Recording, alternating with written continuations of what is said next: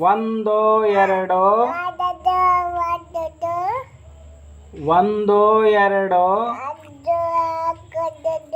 ಬಾಳೆಲೆ ಹರಡು ಮೂರು ನಾಲ್ಕು ಅನ್ನ ಹಾಕು ಐದು ಆರು ಬೇಳೆ ಸಾರು ಏಳು ಎಂಟು ಪಲ್ಲಕ್ಕೆ ದಂಟು ಒಂಬತ್ತು ಹತ್ತು ಎಲೆ ಮುರಿದಿತ್ತು ಎಲೆ ಎಲೆ ಎಲೆ ಮುರಿದಿತ್ತು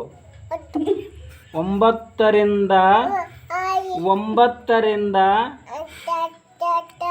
ಹತ್ತು